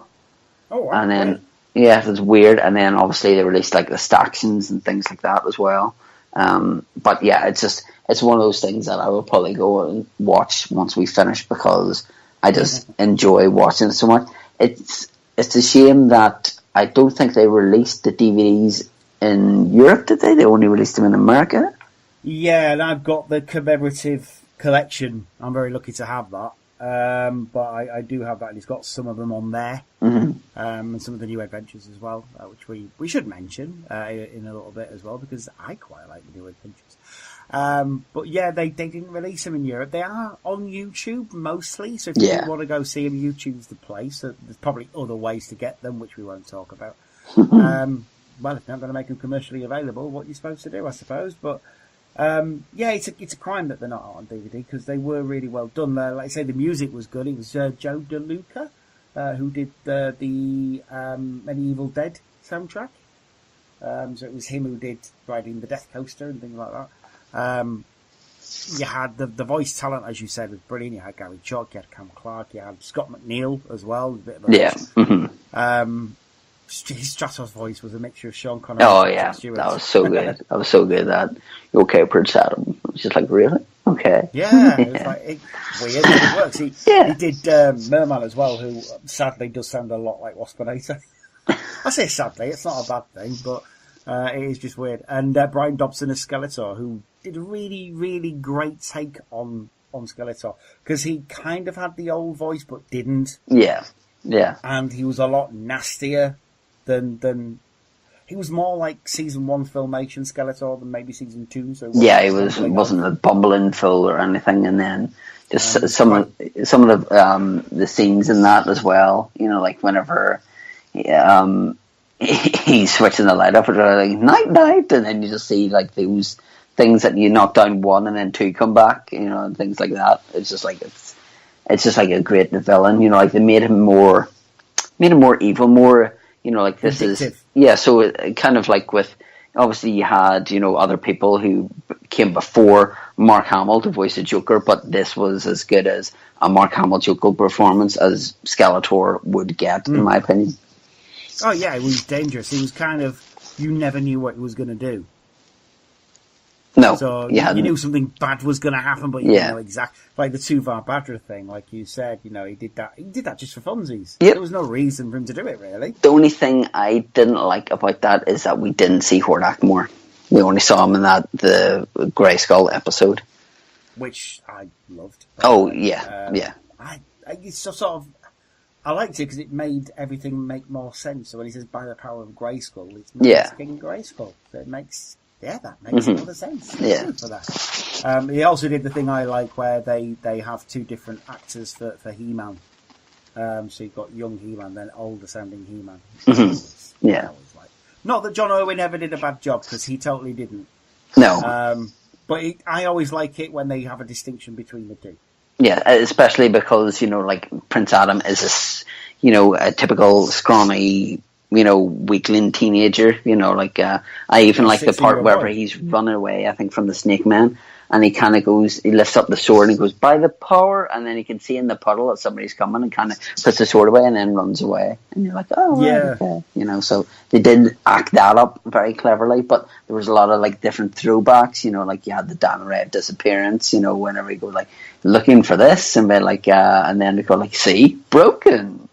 But there was like certain throwbacks to the Filmation one, even like the start of it, you know, my name's Adam, Prince of Eternia, and then just like everything just going to shit. And because I remember watching that and just think that is a nice take on the classic one, you know, something from the old fans, something from the new fans as well. And then went to different openings where it was, whether it had Whiplash making a roar, whether it had Adam's eyes open, or whether he was blinking, and all these different ways. But I just everything about it I thoroughly enjoyed. Yes, I got to agree with you more. It was great, and it was just a shame that because Cartoon Network's reticence in showing it, and Mattel just being Mattel and not wanting to sell toys, apparently, just doing, like you say, so many variants and repaints, and just not distributing things, Mhm. like sort of so many shelf warmers. I remember going to Toys R Us and just seeing loads of sort of He-Man. Yeah. And nothing else. Just there's no Skeletors, no Beastman, anything like that. Disco Skeletor, oh god. I love Disco Skeletor. The only I one, like all things shit. So. the only one I liked from the later part of it, like whenever they went in the Master Universe for the Snake Man, was Snake Armor He-Man. But Yeah. even at that, his sword was huge. Mm. You know, like, and then that's a figure that now is just a nightmare to get. I loved the 2-pack they did it with him and King Hiss.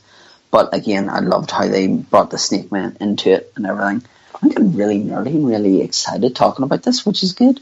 Yeah. You know, and that's what kind of talking about stuff that you're passionate about is that, you know, you kind of just want to keep going on about it. But, you know, just like, as I say, you know, like this, even the introduction of Cyclone, you know, like in the Mystery of Amwat Gar, was terrific. But then I love seeing, you know, like, and then finding out that Fisto was related to Duncan, Man-at-Arms, was a nice touch too. Yeah, because isn't he in the Mike Young, he's Tila's father? Is There, that right? Oh, it was hinted at. it was hinted at, yeah, because the sorceress was talking about how she was with somebody and you could see his bandage, but he's got like kind of a big fist, and then you're like, oh, right, okay. So that could be him, but just like a lot of, you know, like little, you know, not throwaway, but they kind of like blink and you miss it kind of thing, but it's just cleverly done. Yeah. But and then obviously you had like so many different characters to come out, like Chief Carnivus, who then became like a classics figure. You had then Evil Seed, who was more prevalent in that, and Mossman especially, which were great to see those two, because Evil Seed was so great in the Evil Seed episode, obviously in the Filmation one, and then he became more of a prolific character in that. So it was nice to see that you had the core characters, but then you had the other ones outside of that, you know. Yeah. Yeah, no, it was really, really well done the way they sort of melded the old and the new, and it was nice to see them sort of give a shit about the old fans as well as the newer fans, and it was a good series. It's a shame that it just wasn't as popular as it should have been. Mhm. It really should have been more popular. Because there was a whole thing going on. You had, obviously, a comic coming out as well. They had, and obviously Amelia Santamaria was getting involved, and Val Staples, and this. It was around sort of, I would say, a few years after that a certain dude called James Eatock became a bit popular. Because Contender released DVDs. Well, he, if memory serves, whether he did something for them, like writing about the characters or whatever, but he never got credited from that. Mm. He did something for Mike Young, but he never got credited for it, because I remember him saying about that, but I can't remember what it was. But yeah, like the comics around the time were good too, because I have them all and have read them like so many times, you know. But they're all good, and they kind of go, you know, give a bit more lineage to the stories as well, you know, like, and then because you're reading it, and I'm sure you probably do the same as whenever you're reading, you're kind of voicing them as you have heard them, you know, like in your head, you know, kind of playing the movie in your head kind of thing. Absolutely. And like I say, yeah, he did with Dave Newman, he did commentary to the Filmation episodes that came on Contender, which were very popular as well, because that's when the whole nostalgia boom sort of kicked off in the early Didn't 2000s. Contender do the Dungeons and Dragons ones as well? Yeah, they did, yeah, I've got those. That's what I got that from Play.com back in the day. Oh my word, yes, I remember Play.com very, very well. They must be something. Yeah, it's something else, like Rakuten. Yeah, that's it. It's easy for you to say. Yes. Yeah, exactly. But Play.com, blimey, and HMV, when HMV still sells things like that. Mm-hmm. So yeah, like I said, the whole the nostalgia boom started, and really it should have worked. Masters, and obviously beyond that, you've got the old the classics that came out, and that sort of brings us full circle. We'll mention New Adventures, like we said. I remember it being on. I don't remember watching it at the time. I have since watched it. It was one of those things, and I should have done it, but at the time, it was like, it's not Filmation, not interested. Yeah, it's one of those things. Again, Dom had brought down season 2 part 1 or something. So I have the American ones that all make up like the Castle Grayskull, the Eternia-ship, and then the She-Ra, the Fright Zone. So that's all like a pattern on my wall, on my DVD shelf. So it's something I started watching and kind of enjoyed, but I don't know, it's maybe something that I need to give another shot to. It's kind of like whenever you watch the film as well. Like whenever you watch the film, like, he doesn't really do this or that, and then obviously I have Strickland from Back to the Future, and again with a shotgun. But you know, with the likes of the New Adventures one, I give it a go, but it's something that I should really give more of a chance to. But after this, I'll probably watch some Mike Young production one. What were your thoughts on She-Ra? You know, because I still remember going down to video shop, and my sister and I used to rent Secret of the Sword, and that was I was due to go to Philadelphia like at the end of May, but sadly my father passed away, so that didn't happen. But I'd sent Mike there was like a comic of Secret of the Sword, and I was going to get that signed by a couple of people who worked on it, like Phil Ortiz, Tom Cook, and there was somebody else, but I can't remember. But that was a huge part of my childhood, was that video. And, you know, like obviously the start of it, wherever it's not like He-Man or She-Ra's music, it's like that there. So, you know, your podcast, but I was asking you, what were your thoughts on, you know, like She-Ra and Secret of the Sword? I really love She-Ra. I love She-Ra. I think it's because I really, as a kid, I always liked Wonder Woman. Mm-hmm. And She-Ra's Wonder Woman, effectively. I don't know, I just always... Obviously, the toys did pretty much nothing for me, because they weren't marketed towards me at that point, so that's fine. She-Ra's an odd one as well. She's an odd fish, because if... Obviously, the toys aren't marketed towards boys. The Ladybird books, definitely not, because the Horde is in them. Catcher's usually the villain, and it's usually Catcher's messing up a party. Oh, lovely. Yeah, well, no, they've got a few. They've got She-Ra and the surprise party, where they throw a surprise party for Madame Raz's birthday. Because Catra, she is invited, but she decides to try and steal all the presents. Aww. And then you've got She-Ra, and I forget what it's called, but it's all concerning a winter festival that they're having that Catra wants to ruin. So she tries ruining it by various means, and Frost imprisons her in a ice version of the Crystal Castle. Claudine's very good in that, actually. And what's the other one? Oh, there's a couple more. One with the Dark Pool, where Hordak is actually in that one, so is Shadow Weaver. And they basically bring forth a monster from this pool of evil water on Etheria, and He-Man's actually in that one, which is cool. And there's another one. Spirit is kidnapped, where Catra kidnaps Spirit to piss off Adora. Fair enough. Madame Raz makes an invisible cape, or cape of invisibility, where the cape turns invisible, but you don't. Oh, that's handy. They're great, actually, but they're not Princess of Power. They're very much girl toy, Barbie-ish, but they're still good. I still like them.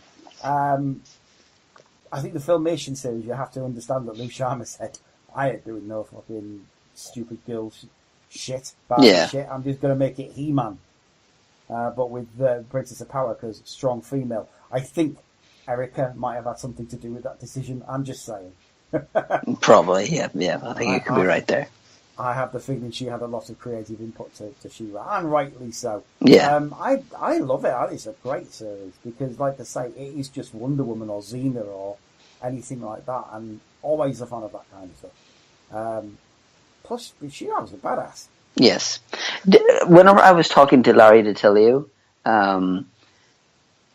we were mentioning about the film and said that they were planning to do a She-Ra film. Do you know who they were going to cast as She-Ra? Do tell. Cameron Diaz. Could work. Mm-hmm. Obviously, he needs a bit work up top, but you know, a bit of padding. You know, but she had the legs and everything for it. She's proved she can play badass princesses in Shrek. Yeah, and she has the fighting skills from like Charlie's Angels. Exactly. There is no reason on this earth to think that she couldn't have been a good kick-ass She-Ra and Adora. Yeah. That would have definitely worked. They keep going on about it. They have given a date, the 18th of December 2019. Do you actually think we will ever see this movie? Because how long has this been going on for? This has been going on for like years now. Years. And how hard can it be? You know? It can't. I don't really enjoy living in a world where we've had 5 Transformers films and no He-Man films. Soon to be 6, isn't it, with Bumblebee? Yeah, with John Cena! Yeah, we can't see him in the movie, though, don't worry. We'll see. Yeah. I get it. Yeah. Where is he? I can't see him. Yes. It can't be that hard. It just can't be that fucking hard. And we need a He-Man. We need a He-Man in this film, in this world. If they sort of went along the Mike Young Productions line, don't make it jokey and knowing, and do it properly, lads. If you are going to do it, let's not have a campy version where it's very knowing. Because if you do that, then you're worse than the 1987 movie, which isn't a bad movie. It's just it's not so much He-Man as Jack Kirby. Yeah. It's Fourth World, which has been confirmed by people like Gary Goddard, who said, yeah, that's what I'm going for.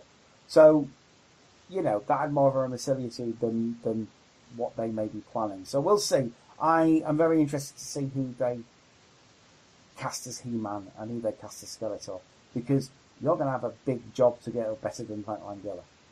Oh, yes. You really are.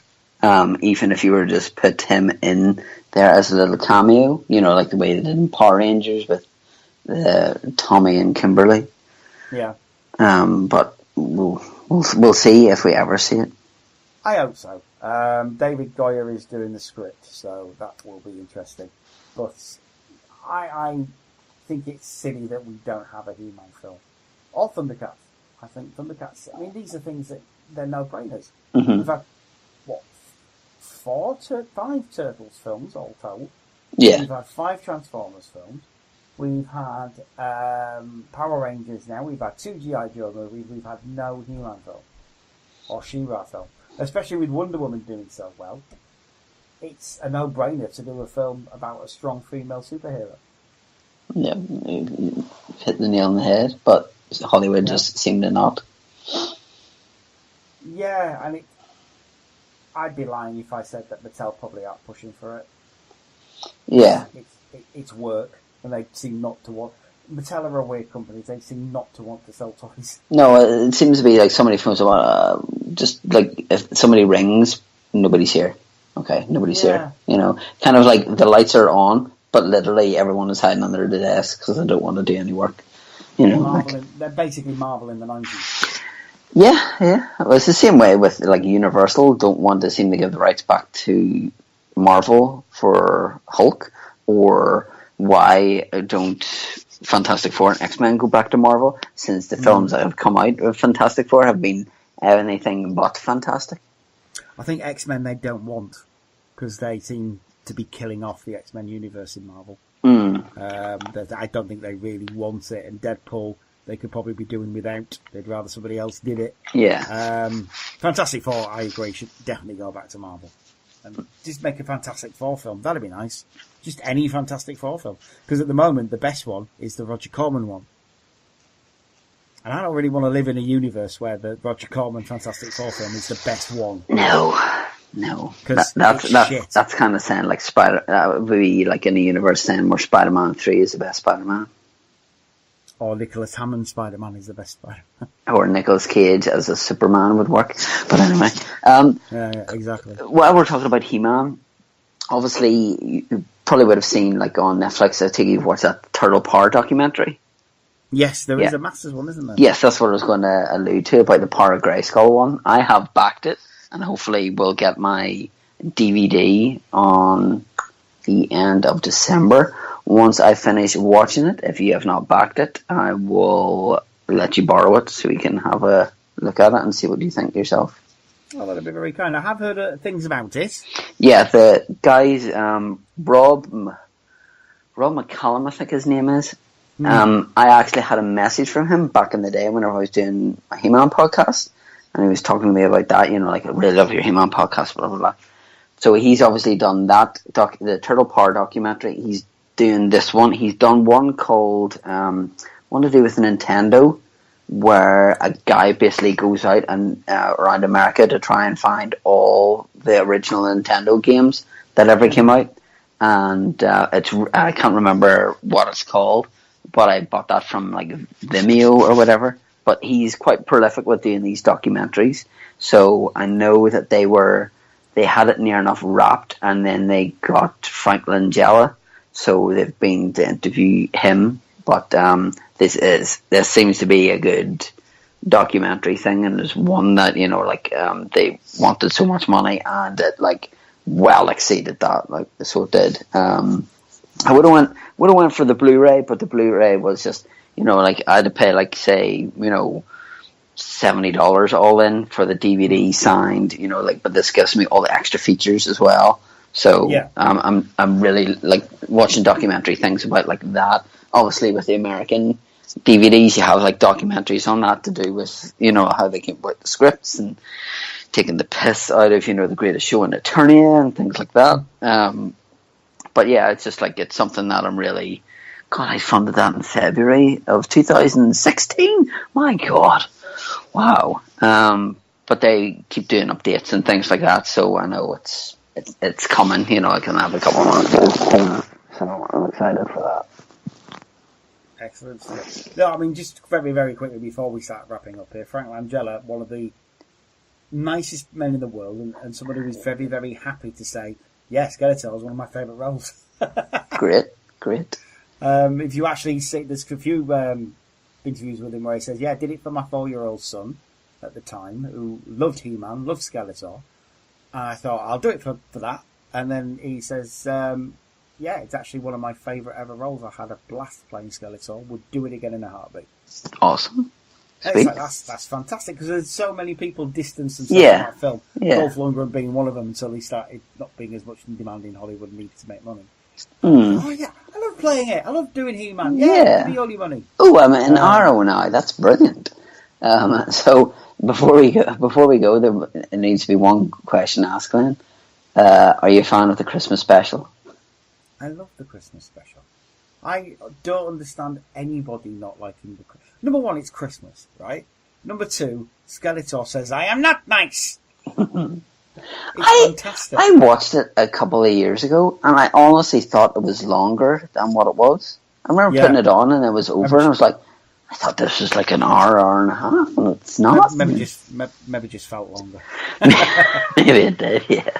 No, I all joking aside, I love it. I think it's great because of course it's goofy. People say it was goofy. Well, yeah, it's Christmas special. Of course it's fucking goofy.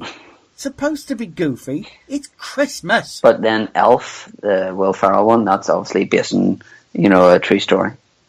Well, absolutely. Oh, I will just say, if anybody wants to see the musical version of that with what's his face, Sheldon, I forget his name now. He does. Oh God. Jim Parsons. Yeah, freak. Don't watch that. It's not very good. It's rubbish. It's nothing to do with the film at all. It's just silly, stupid songs, and I watch it thinking it'll be like a musical version of the film, which is great. It's not, but the He-Man She-Ra Christmas special is marvelous stuff. It's fun, it's goofy, it's silly, it's everything Christmas should be. It's everything a Christmas special should be. Anybody who doesn't like it doesn't have a soul. There, I said it. Thankfully, I like it then. And I've seen loads of people online say, it's fucking stupid. Because the rest of the Filmation series was so serious and dark, grim dark, wasn't it? It really was. It was like watching Warhammer 40k. I have a funny feeling that's the only time as well in the animation that you see Snout Spout. I'm pretty sure it is, yeah. But it has Skeletor, who at that point is everyone's bitch anyway. Yeah. So you're not ruining the memory of Skeletor by having him say, I am not nice. Or a dog licking his face. What's wrong with that? That's marvellous. It's not like Skeletor was Lex fucking Luthor at that point, is it? Come on now. He was stupid by that point, and that's fine. I mean, at this point, he's sort of season 2 Skeletor. So he's actually won, but he ran away anyway in one of the episodes. I forget which one it was now. But he, like I say, it's an episode. He's won. He's actually won, and he says, "Nah, fuck this. I'm off. He-Man's here. I'm going." But whatever. Nah, it's fun, and I'm assuming you feel the same way. Yeah, because that's what Christmas is about. Is about fun, and then it's just one of those things that I always put on every year just to remind me of watching it whenever I was a kid and Christmas memories around there and stuff. And that's what watching things like that should do. It should, bring back memories, good or bad, around Christmas time. So that's what it does for me. I usually watch it twice. I usually watch that and then I'll watch the commentary.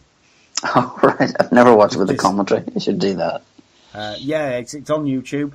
E-Talk's commentary is pretty damn good. That's actually all. I like listening to E-Talk do his commentaries. He's the Chris McFeely of He-Man, basically. We're very, very lucky we've got him doing that, and we've got Chris McFeely doing all the Transformers stuff. We've got two very knowledgeable nerds in charge there. Just would be remiss of me not to mention it, but James and his friend Druza Mitrovic currently in the midst of creating the first new He-Man and the Masters of the Universe Filmation style episode in 30 odd years. The Return of Faker, where Faker comes back looking like the toy, no less. Have seen some of the footage of that. He keeps putting it up on Facebook. Wow. I mean, it's almost as if it is an episode of the old series. Yeah, it really is. Like, not too long ago, we've found out that we've got a lost episode of Only Fools and Horses, and this looks like a lost episode from Filmation. It really does, just the way, you see the characters go, and you're just like, this must be painstaking to do, but like the way he's put up the music on his channel and things like that, and just listening to like Snake Mountain music on repeat, or whenever he's done it like an hour long of the music, I just put this on the background while I'm cleaning up or whatever I'm doing, or like the videos. But that's what he's knowing, he is so passionate about this property, and that shows whenever he's been writing the books or whenever he brought out his unofficial cartoon guide, He-Man and Master of the Universe, and now he has the proper one, and then with this it just looks incredible. Yeah, absolutely. Apparently out early next year, so we'll keep you abreast of it on the show. That's for damn sure, because if it's all as good as that, it's going to be really good, and hopefully it might be the first of many. You never know. Yeah. It would be cool if they could have more lost episodes turn up like that. Brilliant stuff. Well, Chris, it's been a pleasure as always, mate. But if somebody wanted to find you on the whole wide world of the interweb, where would one do such a thing? Well, there's a couple of ways. You could follow me on Twitter at Vinto316. YouTube, there's a couple of videos there where I show off my Master Universe comic collection, etc. Vintomania there. I've actually started writing blogs now, which is vinto316.wordpress.com, so you can follow me there. And I'm also on Instagram, and it's vinto316 there. But I'd just like to thank you, Glenn, for extending the invite, and it's been a pleasure to come on here and talk about Master of the Universe, and actually kind of, getting excited talking about it, which, is what you want. You don't want to be, yep, I really like that. And next question, you want to be excited about what you're talking about. So thank you, and it's always a pleasure to talk to you.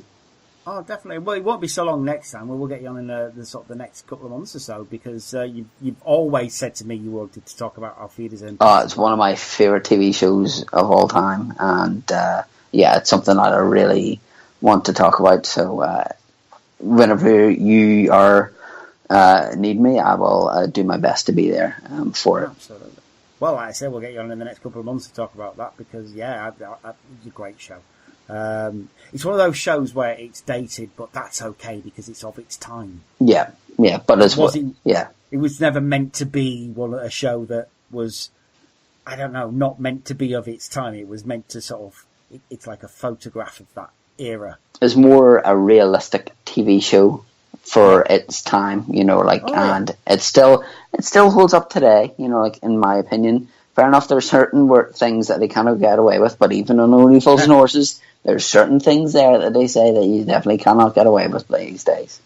Well, oddly enough, we will now have talk to the comedian Will Hodgson about Only Fools because he's a very big fan. So we will be talking about things like values dissonance on that podcast as well. So sweet. I love me a bit of values dissonance. It's great. But excellent stuff. Well, it's been, like I say, it's been a pleasure there, Chris. If you want to find us on Back to the 80s, a few ways you can do that. The forum is backtotheeighties.freeforums.net. The blog is backtotheeightiespodcast.blogspot.co.uk. If you want to get in touch with us on Twitter, it's at BTTEpod. And on the Facebook, it's facebook.com/BTTEpod. If you want to find me on Twitter, it's at Cumry Nerdcave. And on Facebook, it's Glenn Jakeman. Please do send me a message, because if you don't, sadly, I will have to get rid of the request. Mainly because there's so many bots and sex bloody requests on Facebook these days. Hi, I'm a girl and I've got loads of friends, but nobody you know. And yeah, I'm a bit suspicious about you, love, but never mind. So yeah, please do send me a message. The close down this week is again, well, this was on purpose because it was Chris being on it. It's from the UTV region from 1982. So lots of beige and a very bright blue background on that one if you want to go find it on YouTube. And for the outro, we're going to have not only the original He-Man theme, not only the original She-Ra theme, but also one of my favourite iterations, which is the Spanish He-Man theme.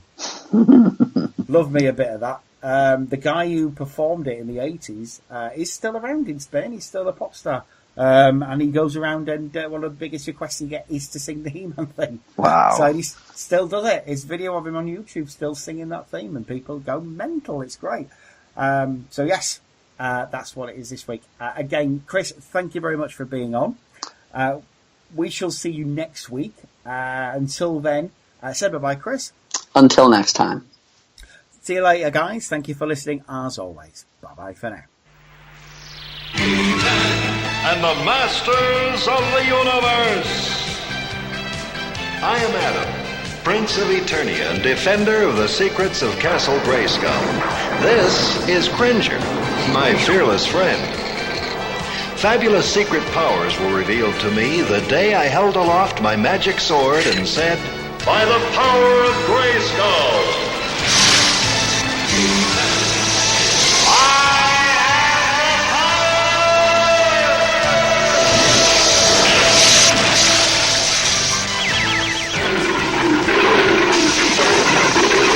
Cringer became the mighty Battle Cat, and I became He-Man, the most powerful man in the universe.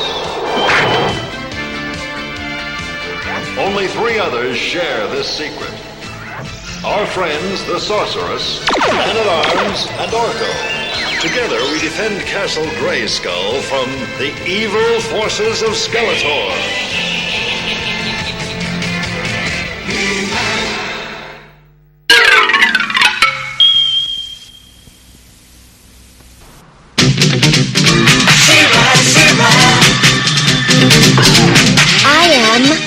Adora, He-Man's twin sister and defender of the Crystal Castle. This is Spirit, my beloved steed. Fabulous secrets were revealed to me the day I held aloft my sword and said, "For the honor of Grayskull!"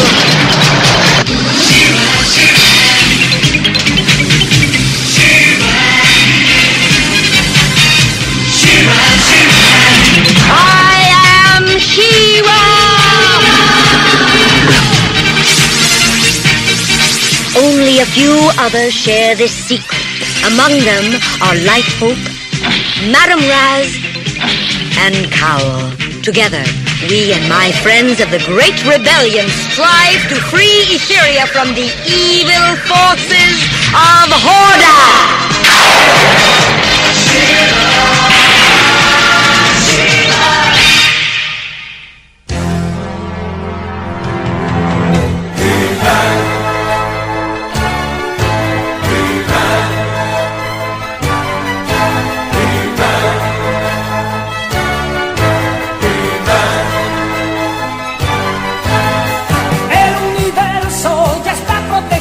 Por el poder de Grayskull, con secretos poderes de este gran castillo, y va a luchar hasta el final.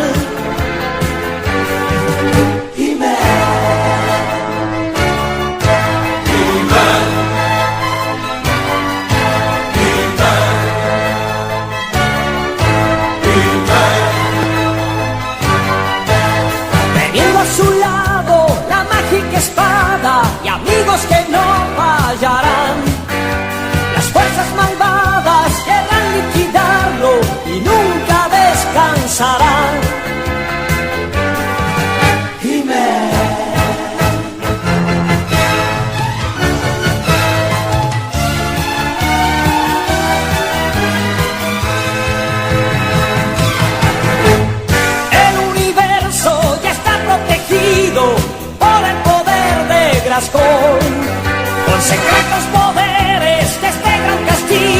He-Man luchará hasta el final.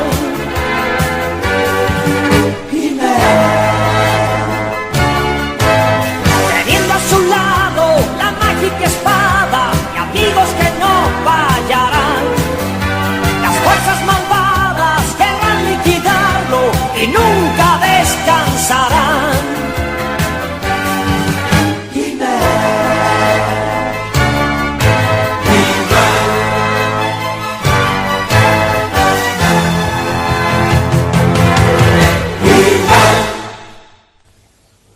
Well, now the news at bedtime, and the main news tonight is the double kidnapping of UDR man Tommy Cochran and West Belfast man Joseph Donegan. And with only a few minutes to go until the UBF deadline and Mr. Donegan's life passes, there's still no word from the gang holding him. Several attempts have been made to try to contact them, but it's believed they're a breakaway loyalist group. Warm tomorrow, reaching 11 centigrade. And the outlook for Tuesday and Wednesday, cloudy with some rain, but also some sunny spells. That's all the news tonight.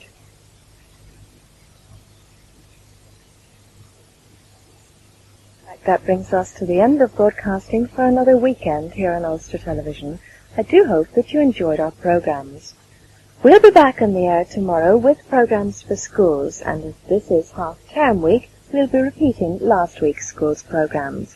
But now we're ready to take our leave of you. Our closing picture tonight is of Saul Church in Downpatrick. And this is Joanne Woods wishing you all a very good night. Good night, everyone.